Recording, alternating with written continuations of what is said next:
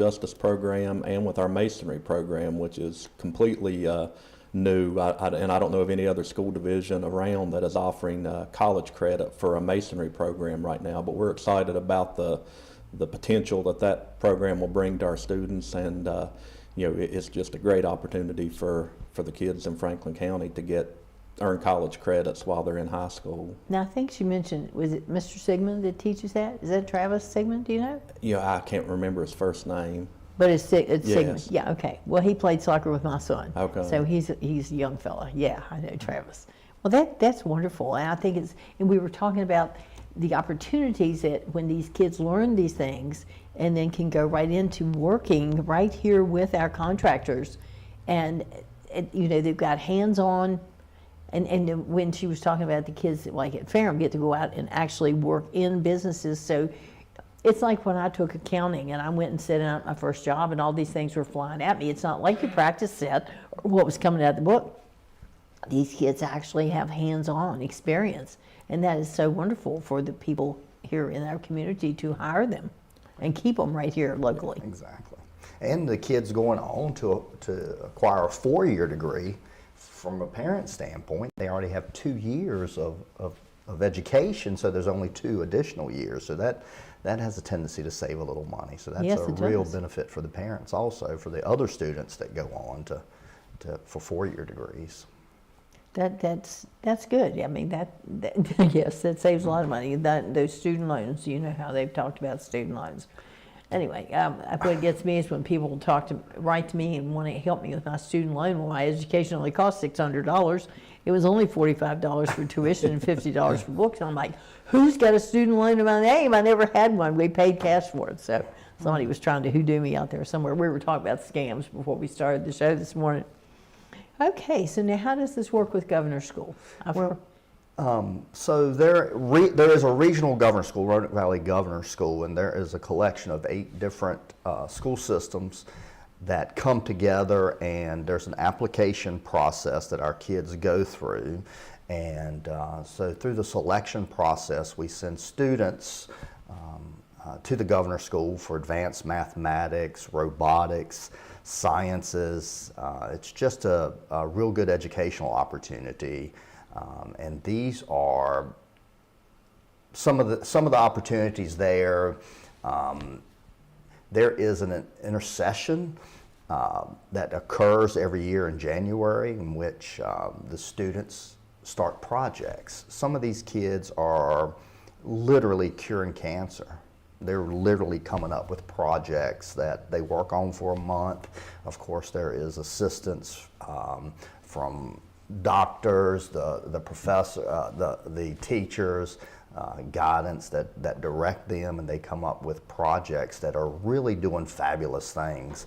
And I remember seeing a couple years ago, there was a project that I come by, and of course they have a time when they display the projects, usually beginning the 1st of February. So as parents, you get to go and tour and see what projects they were working on. There was a kid that had developed a program, an app that would run in the background of your kid's telephone, for example, and your child may not even know that the program was running, but this app would run in the background and could detect if your kid was prone to depression or even thinking about harming themselves from that just ran in the background. This kid, as a 10th or 11th grader, had developed an app that could tell if your kid was depressed. It was just fabulous. Amazing. Just fabulous. There are other projects that I saw that are literally coming up with cures or trying to find things that literally could cure cancer. So that's the type of projects they're working on, very advanced. Of course, they go on to compete in the state fairs and even nationally. They've had several individuals go on to national science fairs too. But where's Governor School held? I've always wondered. It's right there on the campus of Patrick Henry. Yeah. Oh, okay. Is where it is. So it's in Martinsville. No, it's in Roanoke. Oh, but they have Patrick Henry High School. Yeah, Patrick Henry High School. Okay. Not community college. Okay. Sorry.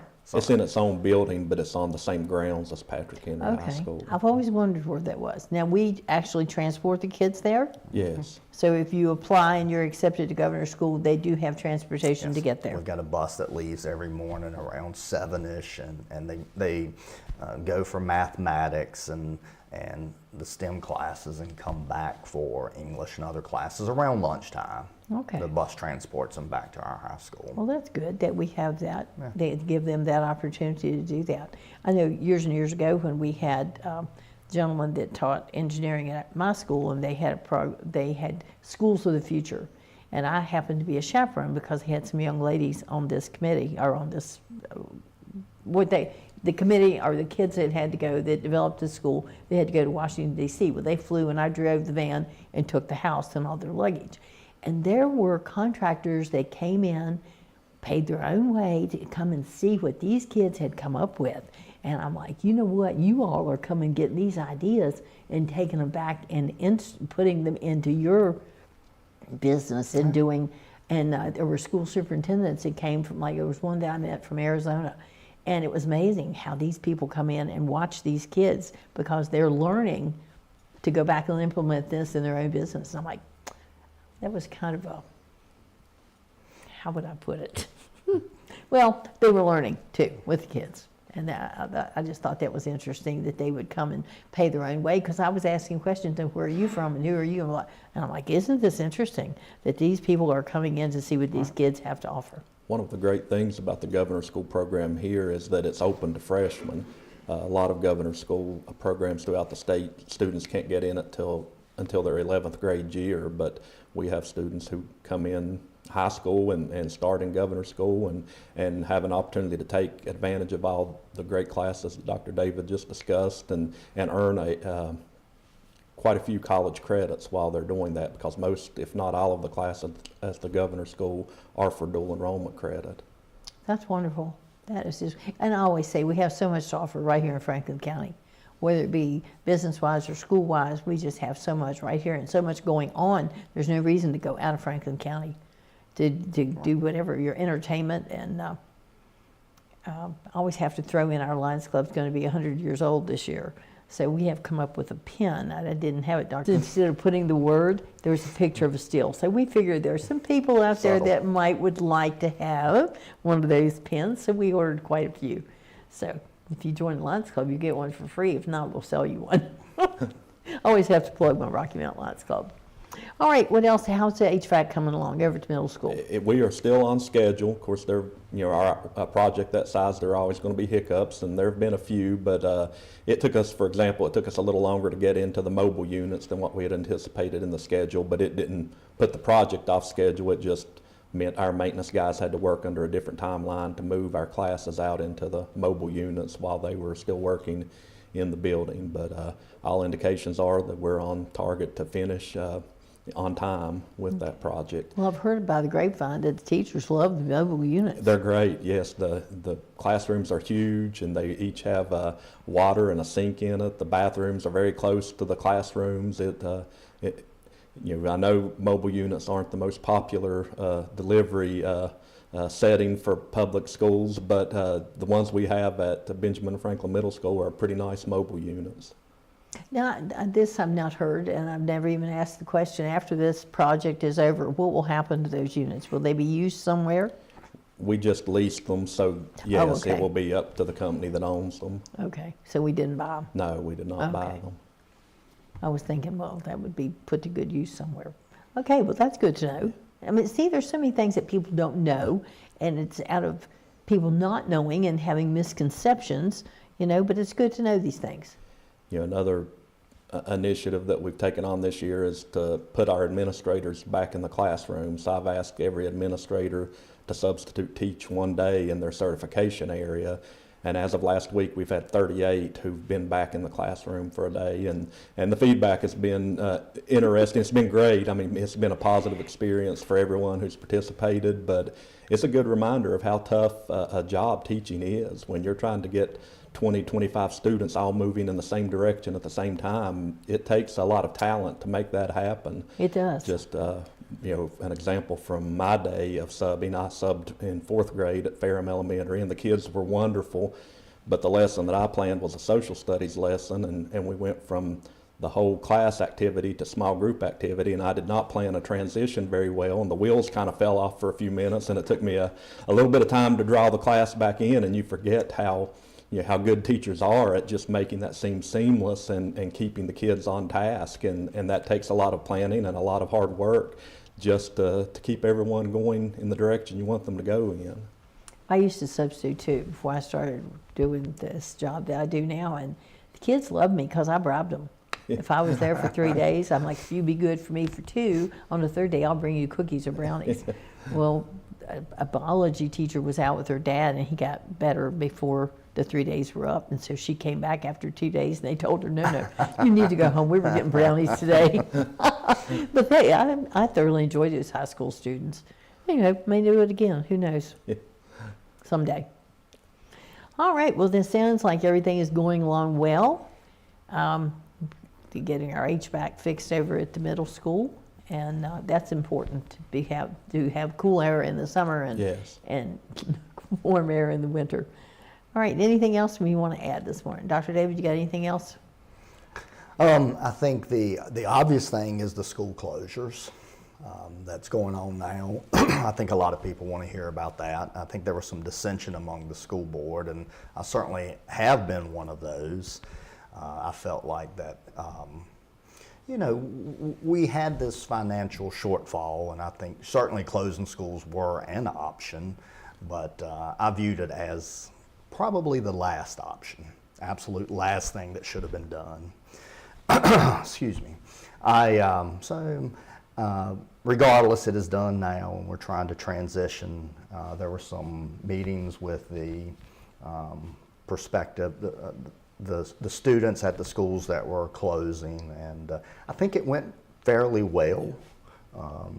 Dr. Sears? Yes, we had informational meetings last Wednesday at Henry and Burnt Chimney Elementary Schools for parents and students, and the principals at the receiving schools were there, and we were able to bring out the new attendance zone maps and work with parents to determine which attendance zone their address falls in under the new configuration, and then they broke into groups with the principals at the schools where their kids will be assigned for next year, and they had really good meetings and really good conversations, and a lot of people left, I believe, feeling better than when they got there about the process that we're putting in place.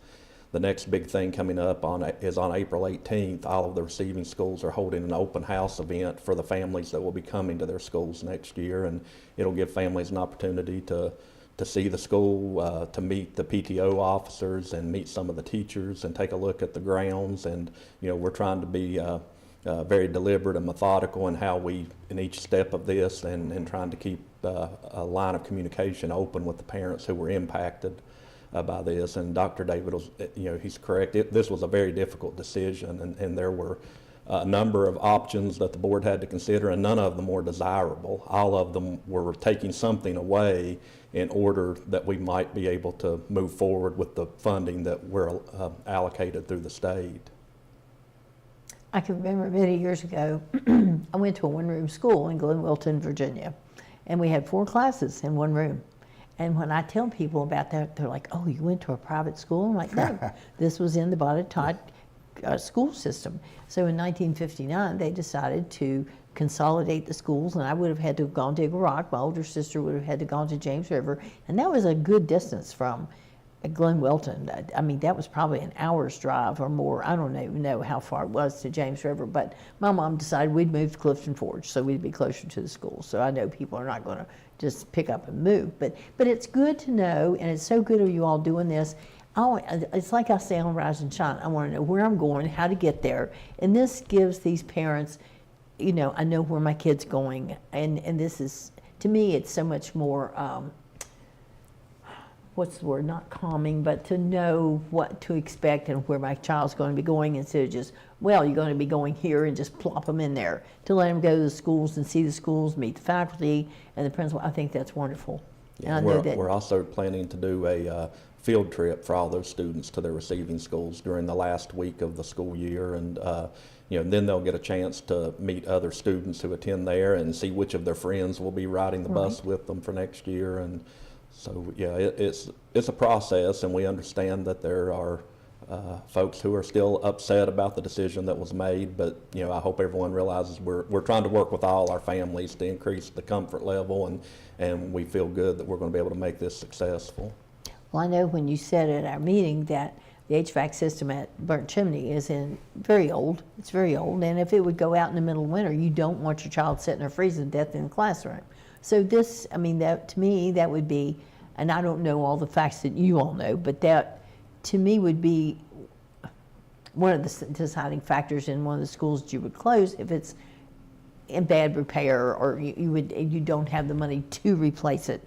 And to me as a parent, I would be glad that my child was going to a school that had a good heating system, air conditioning system, whatever. Now I know that's a minor thing when it comes to education, but you don't want your child to be sitting there freezing to death all day.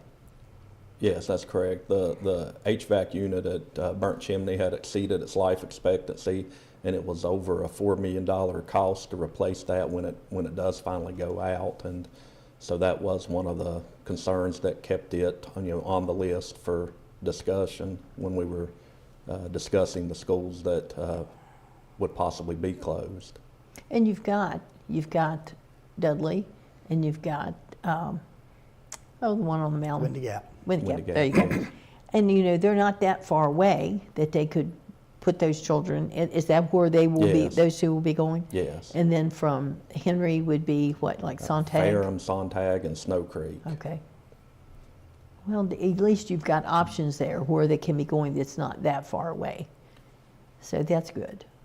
And I just think it's great that you're doing all these things to let the kids see the new schools where they'll be going and see what friends will be there. That means a lot when my little friend's going to be there too. That means a lot to those kids. Would be to me. Yeah, we hope in the end, it will be a fairly smooth transition for our students and families. Well, you're certainly making strides to help this be a smooth transition. I think that's great. All Thank you. right. Well, we appreciate that. I mean, as a parent, of course, all my kids are grown. I've got grandkids out in Botetourt and Chester and Florida. I got them all over the place, but I don't have any right here in Franklin County, but I think that's wonderful. All right, anything else we got coming up? I think you had some things you were going to send me. Want to mention those things, the fundraiser things? The junior class has a golf tournament at Willow Creek. It is March 23rd, and I'm not sure of the start. Okay, well, But just send me that flyer and we'll get that I'll on get you here. the information. Because we've got another week or so. And we got a And week. it goes to benefit the prom, junior senior prom. Those were the days. I remember the junior senior prom. I think I didn't have a blind date for that one, but I did. Boys that when I grew up, they didn't have, I didn't want to say sense enough, but they weren't real, how do I put it? The guys from Allegheny were more apt to ask a girl to go to the prom than the guys from Clifton Forge High School. Of course, Clifton Forge High School has been long gone, but you don't want to miss a prom if you can go. Even now, the kids get together and just go as groups. And I Groups, think yeah. that's great. Yeah. Back in my day, though, you didn't do that. You had to have a date. But anyway, all right, well, we'll get that on. That's a golf tournament coming up to benefit the junior class and putting on the prom. So I will have more information for that for you on Wednesday. So I always say get out your calendar and get out your pen because we need to make notes on times. Or our show will air again at 2:30 this afternoon, again at 5 o'clock. If you happen to miss us in the morning and miss a time or a date, then tune in again later in the day. Some ladies like to not get up at 7 o'clock in the morning. They like to watch it at 2:30 in the afternoon. And also you can pick us up on Facebook. Just go to Facebook and click on the magnifying glass, type in Cable 12, Rise and Shine will pop up, and then you just like it or follow it, and then it will tell you on your phone when Rise and Shine is coming on. So you got all kinds of ways that you can pull us back up and take a look. Well, gentlemen, anything else you want to add? We did hire a new principal for Franklin County High School with Mr. Crutchfield's retirement at the end of this year, and we introduced Mr. Rayan Deskins, who's the current principal at George Washington High School in Danville, to the faculty and staff last week. Most of them knew him because he had spent most of his career teaching there and then left to become an administrator, and And he's very excited to be back, and the teachers are very excited to have him there, and it was just a good experience to be able to bring him back and introduce him as the incoming principal That's of Franklin great. County High School. That you got him here before the school ends, and I've heard all good things about Ray, and people are excited that he is coming in to be the principal. That's always a good Yeah, thing. yeah. Okay, well, if we don't have anything else to add, we're going to take a short break and hear from our sponsors. And I'll be right back with a few announcements. We had so much happen this past weekend, but we do have some things coming up this coming weekend, so stay with us. We'll be right back.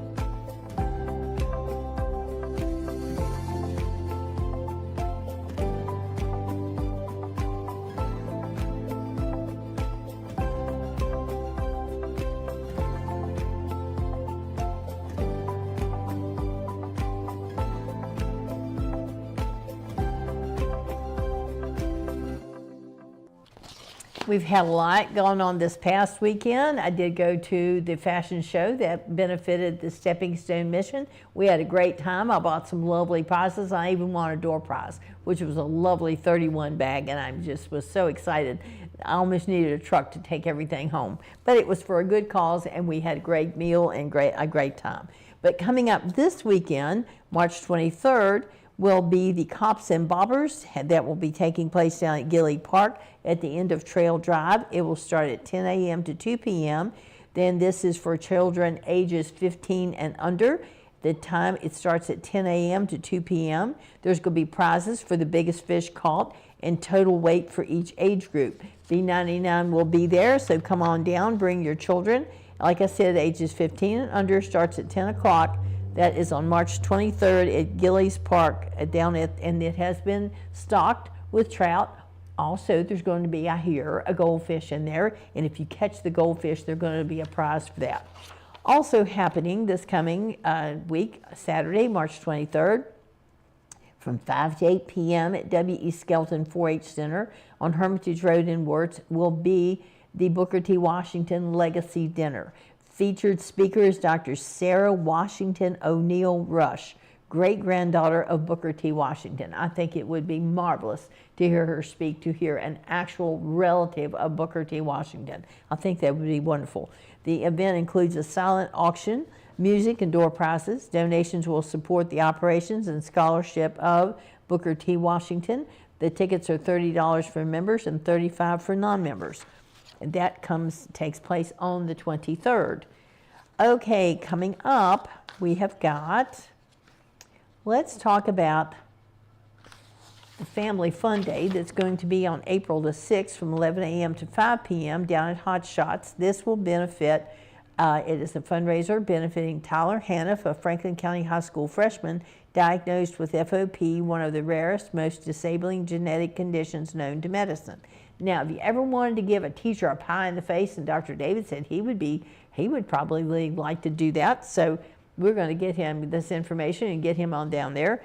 Teachers and friends and family are signing up to willingly get pied. Pies are provided in exchange for a donation of any amount.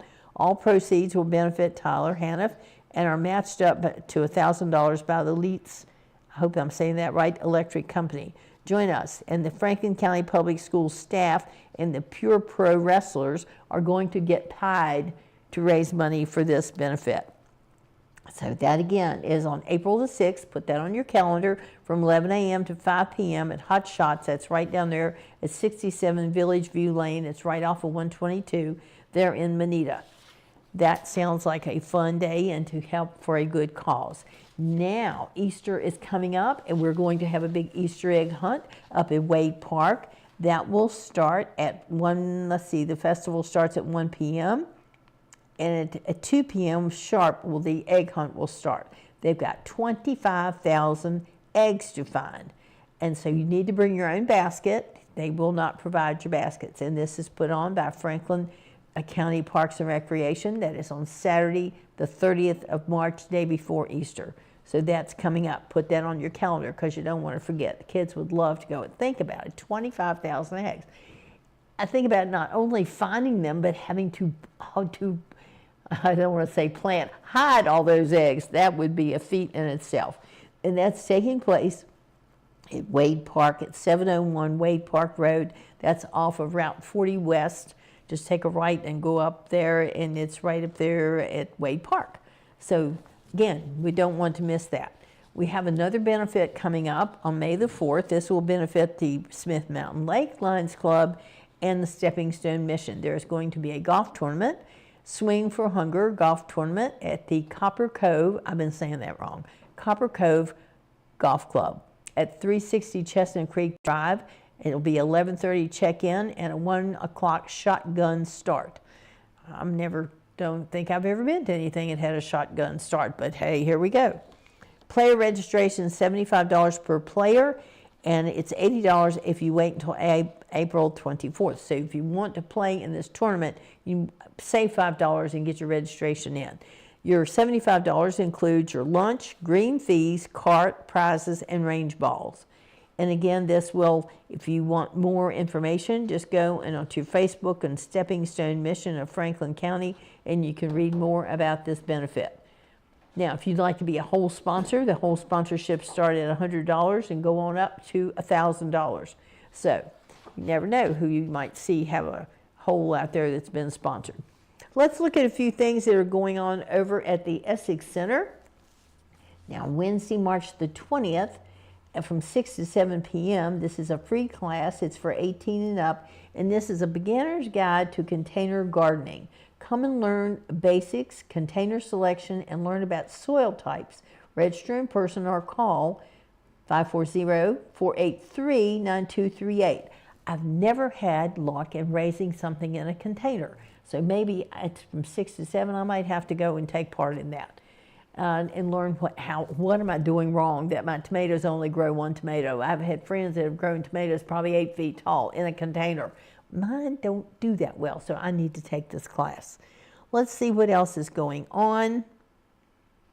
Let's see. Estate planning, March the 27th, Essex Center, 5:30 p.m., 18 and up. The cost is free, and you need to register 1 week prior, so that would be today. You would need to register for this class on the 27th. Nope, that's Wednesday, I'm sorry. Wednesday is the 20th. Estate Planning 101, hosted by Sarah Bidwell from Wheels on Wheels, will cover the basics of estate planning and answer common questions such as, what's the difference between a will and have a living will? Who needs a will? What is the power of attorney? And more. Choose the month that suits you best to register for this free workshop. And then again, that will be happening.